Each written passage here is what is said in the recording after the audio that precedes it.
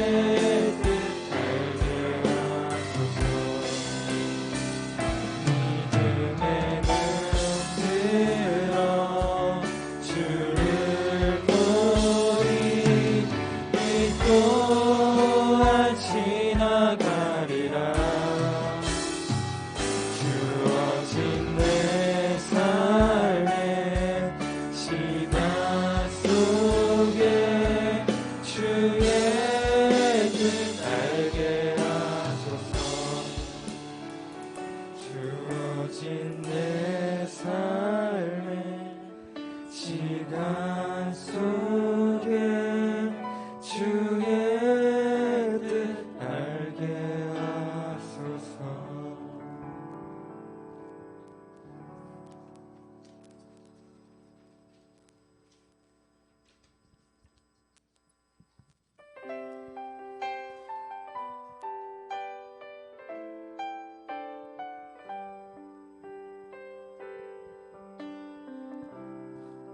모든 상황 속에서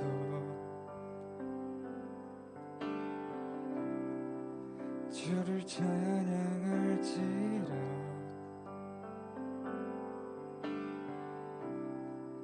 주는 너의 큰 상급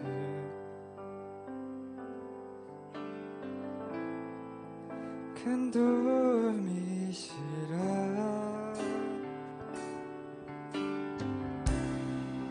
주의 얼굴 구할 때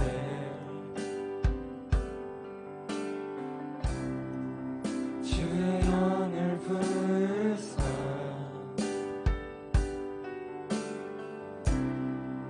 크신 사랑 안에서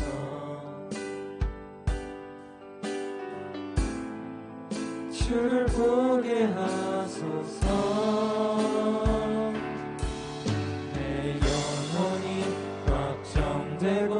확정되어 싸우니 믿음의 눈 들어 주를 바라봅니다. 내 영혼이 확정되어 싸우니 믿음의 눈 들어 주를 바라봅니다. 주의 얼굴 구할 때 주의 얼굴 구할 때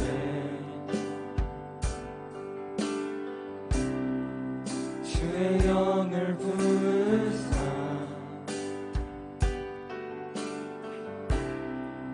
크신 사랑 안에서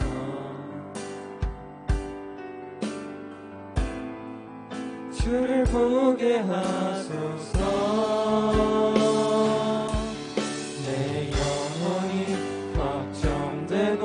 확정되어 싸우니 믿음의 눈 들어 주를 바라봅니다. 내 영혼이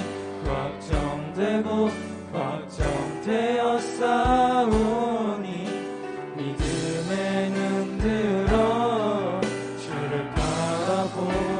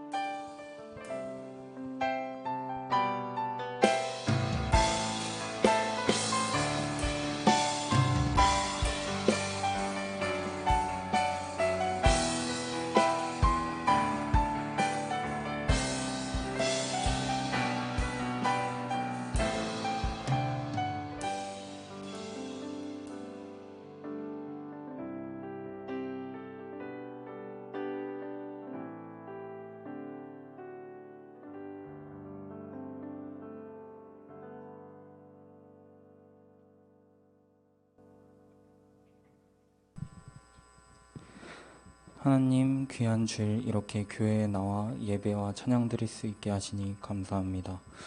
언제나 우리의 하나님을 기억하며 하나님의 은혜를 고백하는 날마다의 믿음 생활 할 수 있도록 함께 해주세요.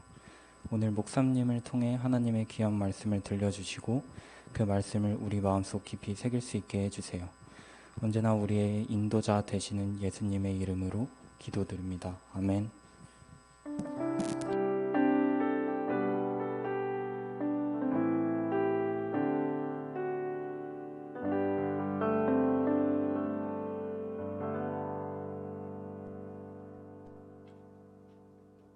네, 오늘 같이 보실 말씀은 요한복음 1장 1절 말씀입니다. 시작. 태초에 말씀이 계시니라. 이 말씀이 하나님과 함께 계셨으니 이 말씀은 곧 하나님이시니라. 아멘. 세 번역으로도 읽어볼게요. 시작. 태초에 말씀이 계셨다. 그 말씀은 하나님과 함께 계셨다. 그 말씀은 하나님이셨다. 아멘. 자, 지난주에 안 온 친구들이 있네요. 지난주에 뭘 했냐면 이제 신약 성경에는 예수님의 이야기가 써져 있는 복음서가 예수님의 이야기를 써져 있는 걸 이제 복음서라고 부르는데 복음서가 4개가 있는데 이 4개를 사복음서라고 부른다. 그럼 이 4개나 있는 이유는 각자의 관점으로 예수님을 보고 그 공동체의 언어와 문화와 표현에 맞게 복음서를 썼기 때문에 이제 조금씩 다를 수밖에 없다. 오늘도 만약에 여러분들이 오늘 설교를 다 같이 젊은 날의 시편에 적는다면 한 명도 똑같이 적은 사람이 없을 거겠죠? 그러니까 똑같은 말을 해도 사람들은 그걸 다 똑같이 적는 게 아니라 각자의 생각과 더 중요하게 생각하는 거 이런 것들을 중심으로 쓰기 때문에 예수님은 똑같은 일을 하셨어도 복음서가 다 다르게 써졌고 각자의 시선에 맞게 또 그거를 읽는 사람들이 누군지를 생각하면서 썼기 때문에 좀 다 다르다. 라고 하면서 마태, 마가, 누가, 요한복음 이렇게 4복음서다라고 얘기를 했어요. 그러면서 우리도 우리의 관점에서 예수님을 보고 경험하면서 기록하고 우리만의 복음서를 이제 한 해 동안 써보자. 이 젊은 날의 시편에 아니면 각자의 일기장 이렇게 써보자. 이런 얘기를 했어요. 그럼 기억나요? 네. 그러면서 복음서가 전하는 복음들 중에 공통된 복음, 그러니까 기쁜 소식이라고 부를 수 있을 만한 건 뭐냐면 예수님이 우리와 같은 인간으로 이 땅에 오셨다라는 거예요. 그래서 우리의 희망이 되셨다. 왜냐면 똑같은 인간이니까. 이렇게 얘기를 했어요. 그리고 중간에 이런 얘기도 했어요. 기억날지 모르겠는데 마태, 마가, 누가 이 세 가지 이 세 개를 공통된 관점으로 쓰였다고 해서 공간복음이라고 한다. 기억나요? 이 세 개, 마태, 마가, 누가 요 세 개는 공간복음이고 요한복음만 이제 좀 따로 떨어져 있는데 요한복음은 그러니까 공간복음이 마태, 마가, 누가는 예수님이 인간으로 살면서 했던 일들 무슨 일을 했는지 뭘 고쳤는지 뭐 이런 것들에 관심을 가졌다면 요한복음은 왜 하나님의 아들이 도대체 사람이 된 걸까에 관심을 가지면서 예수의 정체성에 대해서 밝히고 있다고 그런 얘기를 했었어요. 그래서 오늘은 좀 요한복음에 대해서 얘기를 할 건데 이게 이제 학자들마다 좀 주장하는 바가 다르지만 평균적으로 봤을 때 마가복음이 제일 처음에 쓰였다고 했죠. 마가복음을 AD 67년에서 70년 경으로 보고 있어요. 이걸 그냥 70년으로 본다고 하면 마가복음은 70년쯤에 쓰여졌고 마태랑 누가복음은 한 80년 정도에 쓰여졌어요. 근데 요한복음은 딴가?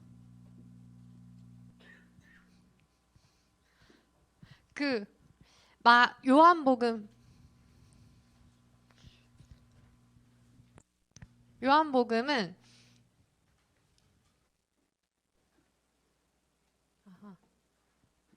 네, 감사합니다. 요한복음은 90년에서 110년 정도에 쓰였다고 이렇게 얘기를 하는 거예요. 그러니까 평균적으로 요한복음은 공관복음이 다 써지고 난 다음에 한 2, 30년 뒤에 쓰여진 거예요. 그러면 여러분 생각해봐요. 이미 예수에 대한 이야기들이 많아요. 책이 다 나왔어. 몇 권이나 돼. 아까 그 마태, 마가, 누가 말고도 뭐 베드로 복음, 도마 복음, 마리아 복음 이런 것도 있었거든요. 그러니까 이미 예수에 대한 책들이 많아요. 그리고 그 책들이 몇십 년째 읽히고 막 돌아다니고 있어요. 그리고 막 그게 전해져서 이제 사람들이 그 내용을 꽤 많이 알고 있고 서로 그거에 대해서 막 말하고 강론도 하고 뭐 설교도 하고 이미 거기에 대한 해석들이 막 나오고 있어. 근데 만약에 여러분들이 그런 상황에서 뭔가를 또 써야 된다고 느낀 거예요. 그럼 왜 그걸 또 하나를 왜 더 썼을까요? 이미 있는데. 만약에 제가 그 상황에서 책을 또 썼어. 그럼 저는 왜 그걸 또 쓰게 됐을까요? 뭔가 부족하다고 느꼈겠죠. 아, 저게 다가 아닌데? 왜 저것만 얘기하지? 아니면 요한은 자기가 생각하기에 예수가 이 땅에 온 게 저게 초점이 아닌 것 같은데 뭔가 다른 식으로 흘러가고 있다고 느끼거나 사람들이 오해하고 있다고 느끼거나 뭔가 그렇게까지 아니더라도 뭔가 살짝 아쉬운 부분이 있다고 생각했으니까 그 수많은 복음서가 있었음에도 불구하고 이제 쓴 게 아닐까요? 어때 좀 일리가 있죠. 그래서 공간복음이랑 좀 다른 관점에서 요한복음은 쓰였어요.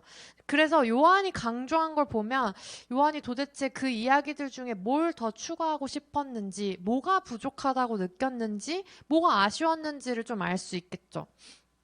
그런 요한이 요한복음을 시작하자마자 말한 게 뭐였냐면 오늘 이 1장 1절 말씀이에요. 이제 요한복음 1장 1절 펴놓고 오늘 어디까지 할 거냐면 18절까지 쭉 볼 거예요. 여기 이렇게 펴놓고 잘 따라와야 알겠죠? 1장 1절 보면 태초에 말씀이 있었어요. 근데 그 말씀이 하나님이랑 있기도 했어요. 근데 그건 또 하나님이기도 했어요. 이게 지금 1절 말씀이에요. 태초에 말씀이 계셨어. 근데 이 말씀은 하나님과 함께 계셨어. 근데 이 말씀은 곧 하나님이시. 어떤 말인지 알겠어요? 일단 쭉 가볼게요. 그러니까 그리고 2절 그 말씀은 태초부터 하나님이랑 같이 있었고 또 그다음 만물을 지을 때도 함께 있었으므로 그 말씀이 없이 된 게 지금 하나도 없다. 근데 그 말씀 안에는 뭐가 있냐면 생명이 있었고 그 생명은 사람들의 빛이기도 하다. 근데 사람들이 어두워서 그거를 깨닫지 못했다. 여기까지가 5절까지의 말씀이에요. 그러니까 지금 여기 잘 따져보면 예수님이 지금 여기 말씀으로 표현되고 있고 말씀이 곧 하나님이라고 말하고 있고 그 하나님 안에 생명이 있다고 하고 그게 사람들의 빛이라고 말하고 있어요. 이게 뭐냐면 여러분 뭐 논술 같은 거 지금 배우고 있는 친구들 있는지 모르겠는데 원래 글을 잘 쓰는 사람은 똑같은 말을 다른 말로 표현해요. 뭐 예를 들면 뭐가 있죠? 뭐 먹었니 뭐 이렇게 할 수도 있지만 뭐 먹었습니까? 식사는 하셨습니까? 뭘 잡수셨습니까? 이렇게 하면서 조금씩 변형하면서 이제 글을 쓰는 게 조금 더 매끄럽고 지루하지 않는 글이 돼요. 근데 요한이 좀 그런 것 같아요. 요한이 좀 그런 거에 되게 탁월해서 똑같은 말을 반복해서 계속 쓰는 거를 별로 안 좋아하고 똑같은 말인데 다른 표현으로 바꿔서 쓰는 걸 요한이 좋아해요. 그러니까 방금처럼 똑같이 그냥 예수님을 말하는 건데 그 말씀이라고도 했다가 그게 하나님이라고도 했다가 거기에 생명이 있다고 생명이라고 표현도 했다가 근데 그게 빛이야라고 하면서 빛이라고도 표현을 한 거죠. 그래서 예수에 대해서 지금 소개를 하고 있는데 그걸 뭐라고 하냐면 예수가 말씀 그 자체다. 그리고 예수가 하나님이시다. 그리고 예수 안에 생명이 있는데 생명은 빛으로 쓰기도 할 거다라고 지금 이 서두에서 얘기를 한 거예요. 그러니까 앞으로 여기 요한복음에 나오는 말씀이나 뭐 하나님, 예수님, 생명, 빛 이런 거는 다 예수님을 지금 표현하고 있다고 생각해도 좋아요. 그 다음 6절부터 봐볼게요. 하나님으로부터 보내심을 받은 사람이 있었으니 그의 이름은 요한이라. 그러니까 사람들이 어둠의 상태에서 깨닫지 못하니까 예수에 대해서 증언해 줄 사람을 미리 보냈는데 그 사람이 요한이다. 근데 이제 이거 작년에도 말했는데 오늘 새로운 친구가 있으니까 이제 TMI 하나 하면 내가 무슨 말 하는지 알 것 같은 사람.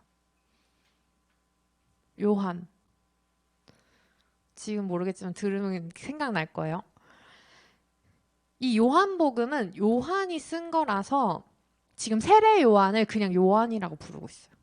이거 기억나? 준이야, 네 이름 부르면서 이거 예를 들었었는데. 그런 거죠. 만약에 제가 권준이에요. 그리고 여기 김준이가 있어요. 그러면 여러분들은 준이를 부를 때 성을 붙여서 부르겠죠. 왜냐면 안 그러면 둘이 헷갈리니까 준이야 이렇게 안 부르고 김준이, 권준이 이렇게 하면서 구분해서 불러야 돼요. 왜냐하면 둘이나 있으니까. 근데 저는 준이를 부를 때 그냥 준이야라고 해도 돼요. 왜? 권준이가 그냥 나머지 한 명의 준이를 부르는 거니까 그냥 얘가 꼭 김이라고 안 붙여도 준이야, 내가 그냥 준이야 그러면은 내가 나를 부르고 있는 게 아니니까 저 준이밖에 대답할 사람이 없는 거예요. 이것도 요한이 썼으니까 다른 세 복음서에는 세례 요한을 다 세례 요한이라고 했는데 여기서는 자기가 요한이니까 이제 다른 요한을 그냥 요한이라고 불러도 상관없는 거죠. 그래서 그냥 요한이라고 불렀어요. 이건 TMI였고요.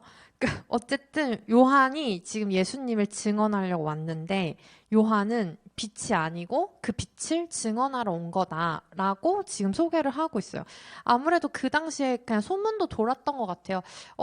요한도 약간 메시아로 온 거 아닐까? 요한도 좀 뭔가 특이해 보이고 특별해 보였는데 뭐 이런 식으로 그런 게 그러니까 딱 정리해 주는 거죠. 그런 거 아니고 요한은 증언하러 온 사람이다. 이렇게만 얘기를 해주는 거예요. 그리고 9절 보면은 그러니까 위에 6, 7, 8은 그냥 이제 요한에 대해서 잠깐 첨언을 한 거고요. 그리고 9절은 참빛에 대해서 다시 이어서 말하고 있어요. 참빛 곧 세상에 와서 각 사람에게 비추는 빛이 있다. 근데 그 빛은 따로 있는데, 그러니까 요한은 그 빛을 그냥 증언하러 온 사람이고 빛은 참빛은 따로 있다. 근데 아까 만물을 지을 때 하나도 그가 없이는 된 것이 없다고 했던 그 말씀 있잖아. 그게 참 빛이다. 근데 사람들이 그걸 못 알아봤다. 못 알아본 사람들은 그냥 뭐 영접도 못하고 했지만 그걸 알아본 사람, 이게 진짜 참 빛이구나를 알아본 사람들은 그 예수를 영접했고 그 예수의 이름을 믿는 자들은 하나님의 자녀가 됐다라고 지금 설명하고 있는 거예요. 근데 여기서 하나님의 자녀가 됐다는 건 뭐냐면 어떤 육신이나 혈통으로 인해서 사람으로 난다는 그런 뜻이 아니라 하나님한테서 났다는 그런 거를 말하는 거다. 그게 하나님의 자녀한테서 났다는 거다. 그런 거죠. 예를 들면 여러분한테는 지금 같으면 이런 여러분들이 하나님의 자녀가 됐다는 건 하나님 호적에 들어가게 되거나 뭐 등기부등본을 떴을 때 하나님 이름이 써 있다거나 뭐 그런 게 아닙니다라고 말하는 거예요. 그냥 하나님한테서 났다는 얘기를 말하는 건데 만약에 다시 이걸 설명하면 어둠에 있는 상태가 있었어요. 어둠에서 깨닫지 못한 사람들, 참 빛을 깨닫지 못한 사람들은 생명도 없고 빛도 없고 그냥 어두운 채로 그냥 있었던 거예요. 근데 그 중에서 예수의 이름 뜻 뭐죠?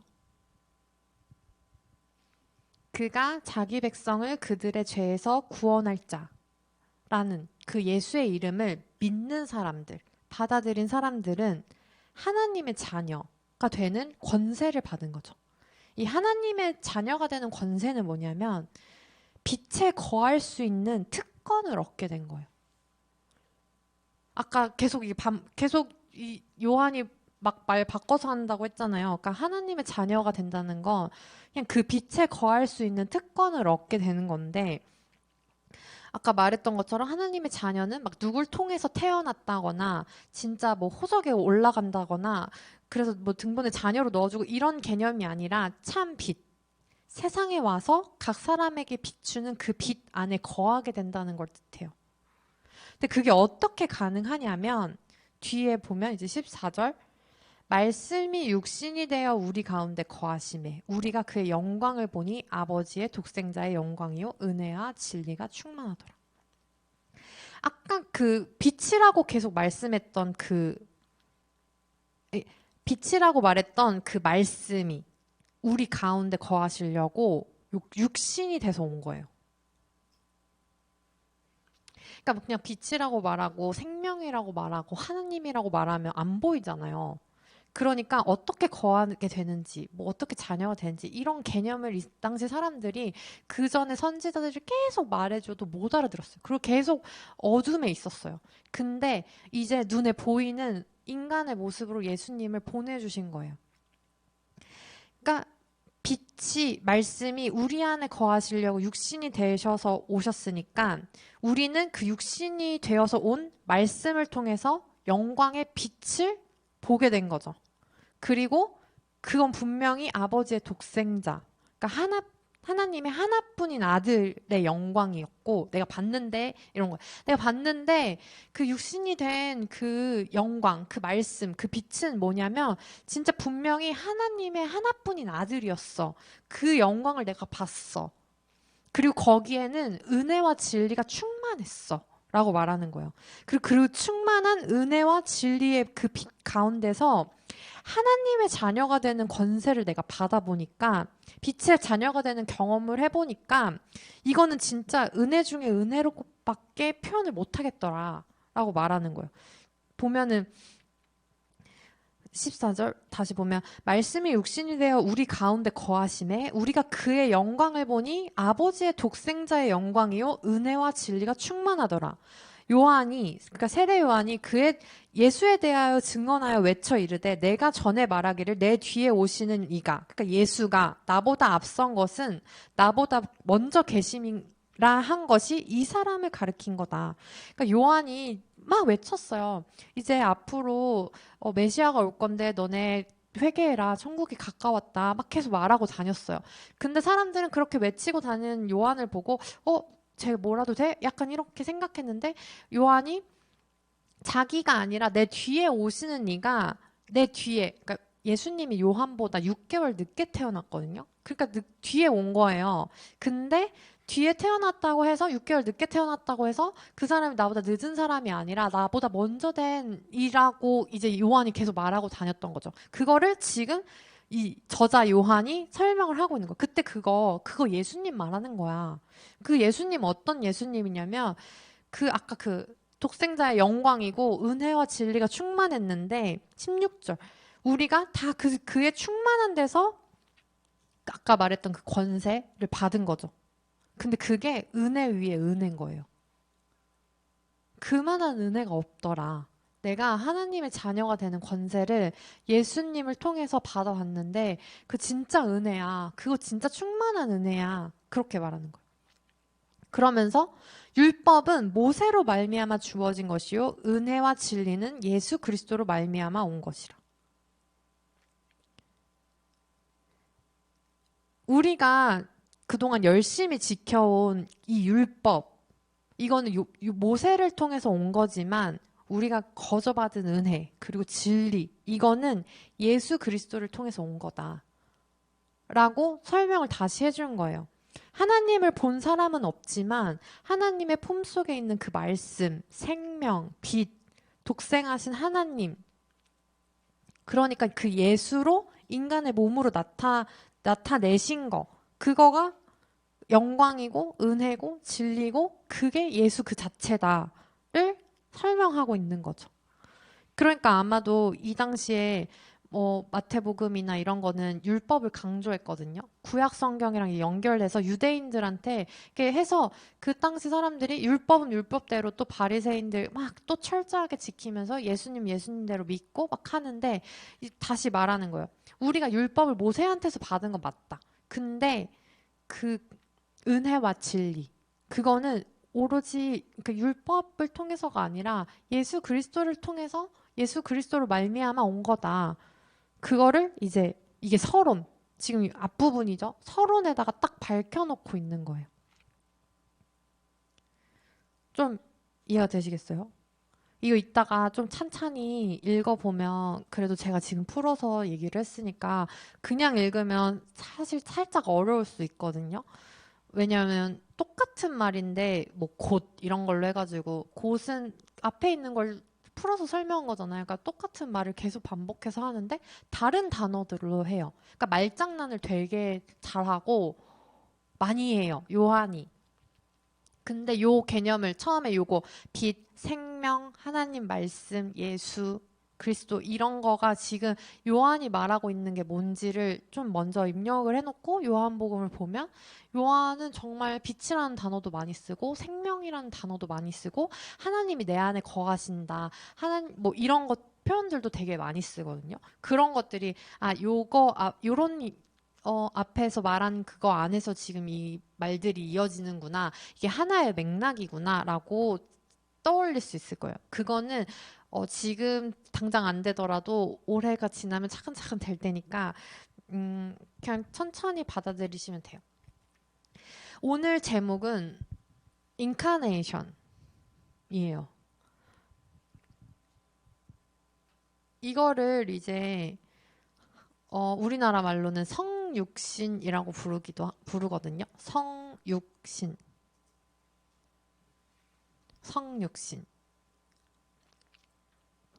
방금 이제 14절에 말씀이 육신이 되어 우리 가운데 거하시매라고 했어요. 이게 말씀이 육신이 된 거.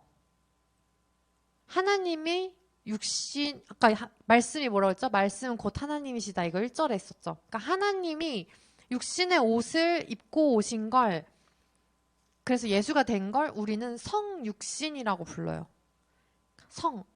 그 성스러운 하나님이 육신의 옷을 입고 온 것 자체를 이제 성육신이라고 부른 그 개념 자체를.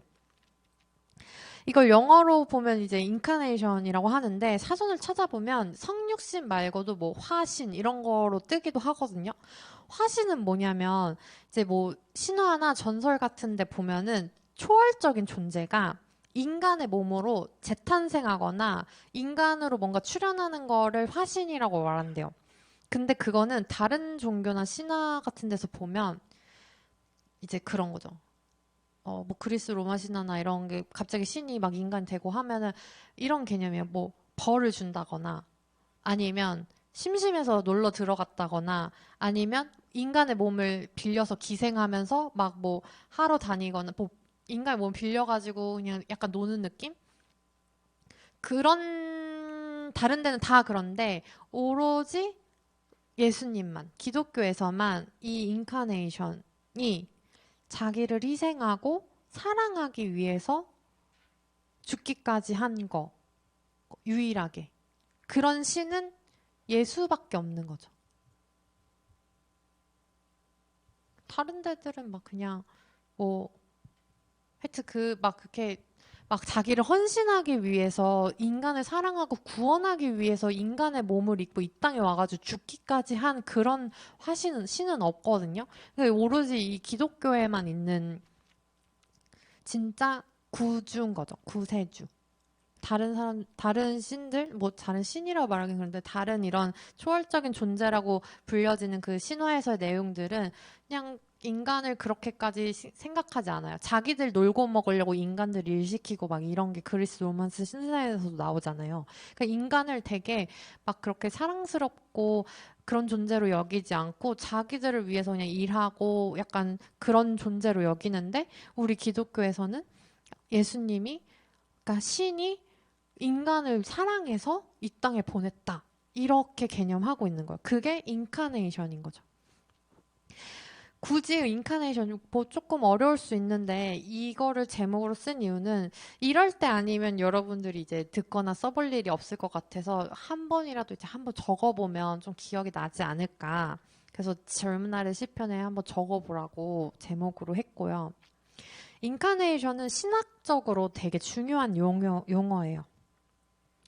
자, 지난주 말씀이 생각나는 친구들은 이런 질문 할 수 있을 것 같아요. 목사님, 지난주에는 예수는 우리랑 똑같은 인간이라면서요. 근데 성육신은 결국 신이 인간의 몸으로 온 걸 말하는 거 아닌가요? 라는 의문을 가질 수 있어요. 그런 질문이 있을 수 있어요. 여기서 되게 중요하게 나오는, 또 엄청 중요하게 나오는 신학적인 개념이 뭐냐면, 삼위일체예요. 이거 들어본 사람? 아니, 못 들어본 사람. 삼위일체 처음 들어본 사람. 그래서 그럼 삼위일체 아는 사람. 나 뭔지 안다. 들어본 거랑 아는 거랑 또 다르죠. 나 잘 모르겠다.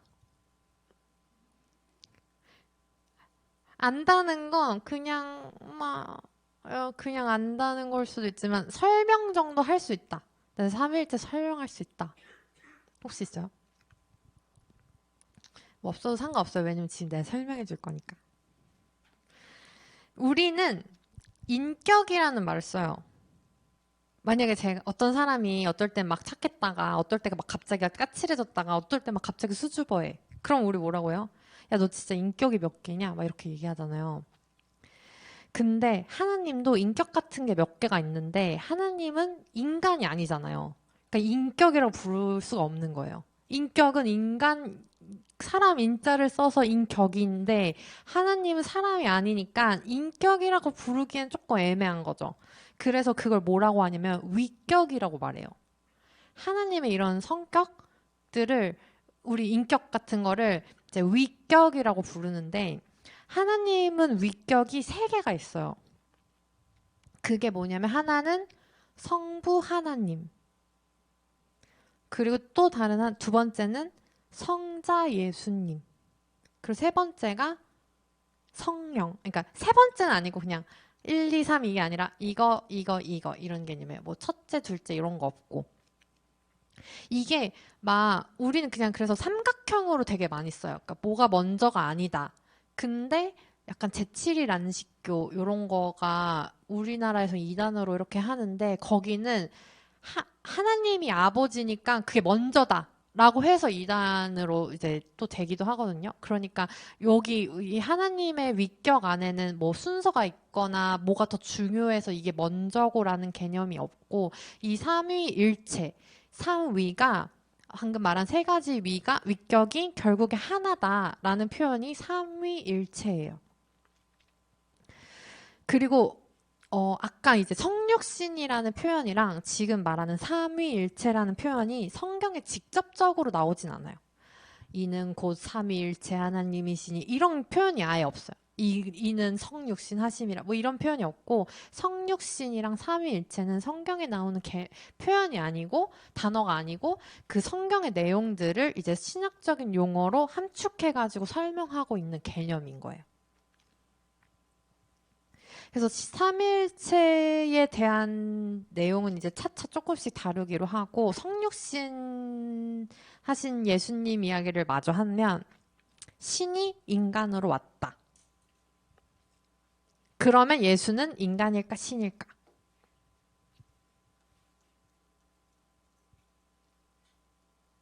예수는 인간일까요? 신일까요? 반은 인간이고 반은 신일까요? 반인 반수 뭐 이런 것처럼 반인 반신 이런 식으로 반은 인간이고 반은 신일까요? 예수가 50%는 인간이고 50%는 신인 게 아니라 신학에서는 이걸 뭐라고 설명하냐면 100% 인간, 100% 신 이렇게 말해요. 중요해요. 저는 예수는 해놓고 100% 인간, 100% 신 이렇게. 이과 손 들어봐. 말도 안 되는.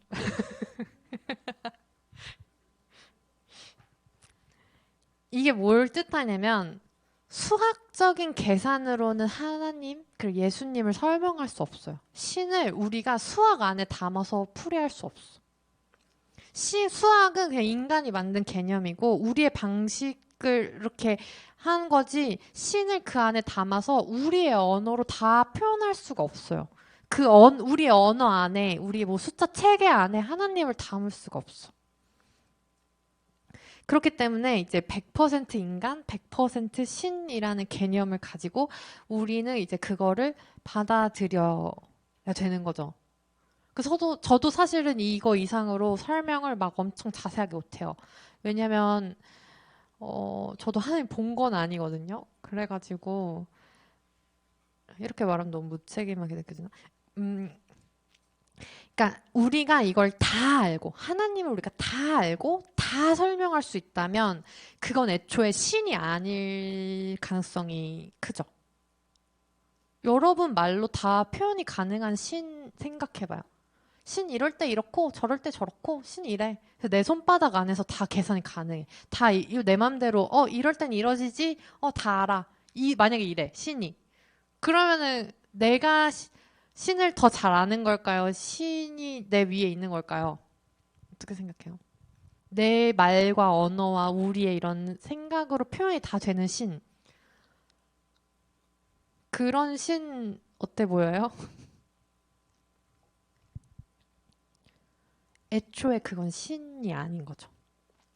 그래서 우리는 저 지금 마찬가지고 아무리 열심히 배워도 이거를 명확하게 설명해주는 그 어떤 교수님과 그 어떤 책과 그 어떤 목사님도 없었어요. 오히려 이게 정확합니다. 이게 100%니까 내가 다 아는데 이게 더 위험한 거예요. 알겠죠? 그래서 이거 내가 정확하게 아는 개념인데 이거 내가 확실하게 설명해줄게. 이런 거 자체가 100%로 언어로 풀어낼 수 있는 분이 아니시기 때문에 우리가 받아들이는 건 100% 인간이고 100% 신이셨구나. 까지만 이해할 순 없어도 그냥 그렇게 받아들이면 됩니다. 다 알 수 없지만 태초에 말씀이 계셨고 그 말씀은 하나님이셨고 그 말씀은 육신이 되어서 우리 가운데 거하시게 됐어요. 이게 지금 요한이 다른 복음서에서는 부족하다고 느껴서 또 친히 애써 적게 된 그런 프롤로그입니다. 그 말씀이 하나님이랑 같이 창조하시고 이렇게 했던 말씀이 육신이 되어서 우리 가운데 온 것 자체가 은혜고 그게 우리에게 진리고 그 진리는 우리를 자유롭게 할 거예요. 그리고 그 말씀은 우리의 걸음걸음마다 함께하면서 우리가 가는 길을 비춰줄 거고 우리 손길이 닿는 모든 곳에 함께할 거예요. 왜냐하면 그러려고 오셨으니까. 방금 제가 한 번도 안 쓰다가 마지막에 썼던 표현이 자유인데요. 오늘을 자유까지 설명하기엔 너무 또 커지니까 이런 개념들을 이제 하나하나 예수님이랑 왜 예수님 오신 게 우리한테 자유가 될까? 이런 것들을 이제 또 나중에 이렇게 또 순서에 맞게 풀어서 나갈 거예요. 그런 것들을 여러분들이 기대하셨으면 좋겠고 이 예수를 알아가는 예수와 흔적과 함께하는 이 여정이 여러분들에게 기쁨이 되기를 소원합니다. 올 한 해 이 예수님과 같이 가는 여정 한번 좀 기대도 해보시고 기도도 해보시고 뭔가 기다리면서 이 주일이 여러분들한테 이 예수 이야기로 설레는 시간이 되었으면 좋겠습니다. 그래서 오늘 반별 나눔에서 이런 걸 나눠봤으면 좋겠어요. 이제 예수님이 인간으로 오신 게 나랑 무슨 상관이지? 라는 생각이 이제 들 수 있잖아요. 그래서 바로 예수님으로 딱 하면 내가 감정이입이 딱 안 될 수도 있으니까 만약에 여기 S들은 만약이 좀 힘들 수도 있지만 무슨 말인지 알죠? 만약에 히어로가 좋아하는 히어로가 있어요? 혹시 뭐 마블이나 뭐 DC나 만약에 내가 좋아하는 히어로가 내 일상에 나타나서 나를 도와줘요. 그럼 도와준다고 했을 때 그 히어로는 언제 나타났으면 좋을까? 언제 나타나서 어떻게 도와주면 좋겠는지 이따 반별로 한번 얘기 나눠봤으면 좋겠고, 그렇게 한 바퀴 돈 다음에 뭘 하냐면, 그럼 만약에 그 히어로 말고 예수님이 진짜 육신의 몸을 입고 지금 우리 곁에 계신다면, 인간의 몸으로 오셔서 내 곁에 계신다면 무슨 얘기를 하고 싶은지, 뭐 도움을 요청해도 좋고, 아까 히어로처럼 언제 어떨 때 도와주셨으면 좋겠다고 뭐 생각해봐도 좋고, 일단은 처음부터 예수님 생각하면 좀 어려울 수 있으니까 일단 우리가 눈으로 보고 알 수 있는 그 히어로들 생각하면서, 만약에 히어로가 진짜 존재한다면 어느 순간 나타나서 도와줬으면 좋을까, 이런 거 한번 생각해보고, 그럼 진짜 예수님이 육신으로 오셨다면, 육신으로 내 옆에 계신다면, 나는 예수님한테 무슨 얘기를 하고 싶은지, 어떤 도움을 요청하고 싶은지, 뭐 굳이 도움 요청하지 않아도 돼요. 그래서 무슨 얘기를 하고 싶은지라고 말한 건데, 요거를 두 가지를 반별로 이따가 한번 나눠보면 좋을 것 같아요. 알겠죠? 그러면 우리는 너의 걸음, 너의 발걸음 찬양하시면서 말씀, 육신이 되어 오신 그 말씀이 우리의 걸음마다 함께 해서 우리의 그 흔적이 되어주는 것들을 생각하면서 그렇게 기도하면서 찬양하시겠습니다.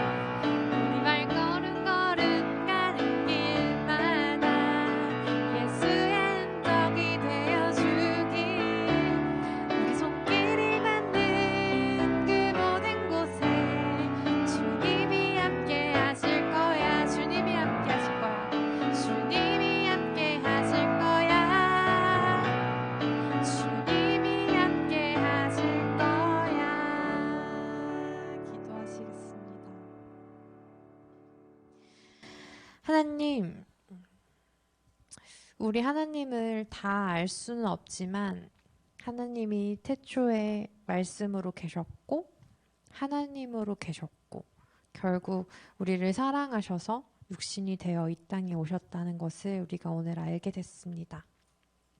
우리 예수님을 알아가는 그 여정이 걸음걸음이 즐거울 수 있도록 도와주시고 그 알아가는 모든 흔적이 우리에게 은혜고 진리고 자유임을 깨달을 수 있는 은혜도 더하여 주시옵소서. 우리의 모든 발걸음 함께 하시는 우리 주 예수 그리스도의 이름으로 기도합니다. 아멘. 이 시간 나의 모습 나의 소유 찬양하시면서 준비하신 헌금 드리시겠습니다. 혹시 헌금 못 드리신 분? 네.